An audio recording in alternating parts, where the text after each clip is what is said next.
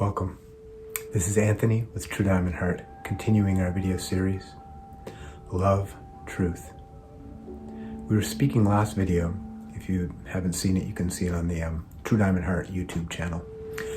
We started with authenticity and very rapidly ended up speaking about the relative truth of the personality. Now, we spoke about how the personality is that history and anticipated future, the likes and dislikes, the affiliations, the opinions, the biases, and so forth, that give me who I think I am, until I've started to do a fair amount of this work. And even in doing this work, I'll tell you, when I started doing this work seriously, for the first 5 or 6 years, I would be in traffic and I would think, well, I'm a spiritual guy, so I'm not upset when this person cuts me off. And then after about 5 or 6 years, I started realizing that, yes, I was in fact getting upset. I would have a reaction and I would suppress the reaction like this. So fast I didn't catch it. I was deceiving myself because my personality had shifted from whatever it was before to a spiritual guy. And the spiritual guy doesn't do that. So I was lying to myself. Do you see the inauthenticity? Do you see how this works? Even the spiritual path can become a false identity. Now, why is an identity like this false? Well, you notice how in the example I gave, I was lying to myself. A lie is a falseness, right? The truth is the truth, and the opposite of the truth is illusion, falseness, and so forth. Deception. Self-deception being first and foremost. Now, as soon as I've taken, as we spoke of last video, all of the constellation of characteristics in my past into the future, and what it is I think I am based on opinions and so forth, nationality, race, religion, family, so forth, sports teams, doesn't matter, money, relationships. As soon as I've taken that as my absolute identity, I've created, well, it's been created for me as a child because I was taught that this is how I'm supposed to identify myself.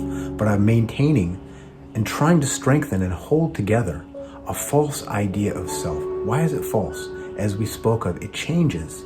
Also, something that's not false. For example, this tree, how much effort does this tree put into maintaining its treeness, proving its treeness, being treeness? It puts absolutely no effort into it, as does the puppy on the bed there, as does the crystal sitting on the shelf over here, as does any child less than 2 years of age. Any authentic being puts no energy into maintaining and holding together.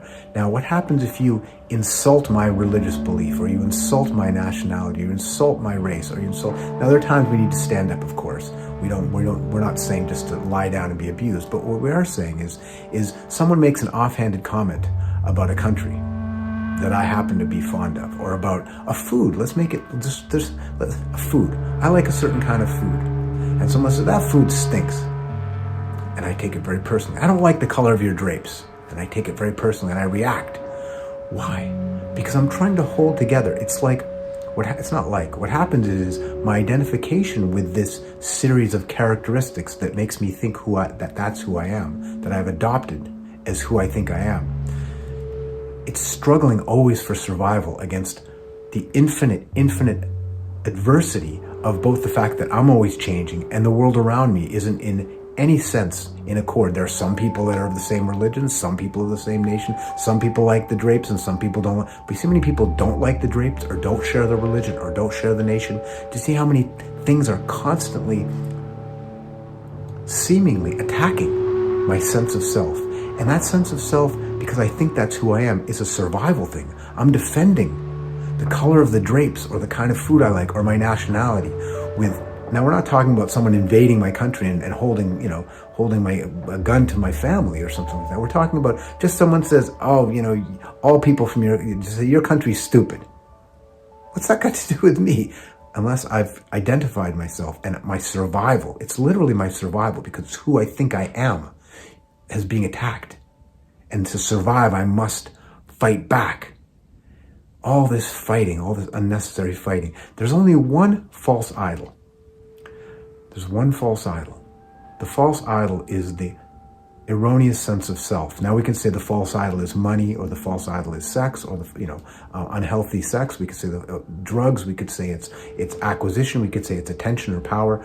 All of these things are filtered through the false sense of self that we've been describing. So really, it doesn't matter what the props are on the stage. The entire play is about me. And notice it's a play. Not a play as in the sense of a game, in the sense of theater and pretense. The theater and the pretense is being held together with a sense of survival, because I'm holding something together that can't be held together. So it's always under assault. And it's a false idol because I've put this before God. I've put this before, you can say it's not before your mother, not before your son, not before your dog, not before your country, but that's not true. Even if you're going to go out and die for your country, it's because within you, the false idol of this nationalism. Now, we're not talking about, please, we're not talking about defending yourself. We're talking about being sent out, for example, into a war you don't even understand, but because your sense of patriotism says, sense of patriotism, this is who I think I am. I think I am a patriot. People wrap themselves in their flags. They wrap themselves in their religion. They wrap themselves in their culture. They wrap themselves in their family. They wrap themselves in their likes and dislikes. And they hold it together with the bony fingers of grim death. These are false idols. These are false idols. And what they do is they make it impossible for us to see the truth of our magnificent, of our true identity. We're going to speak about that next time, about the personality and authenticity in the next video. Stay with us.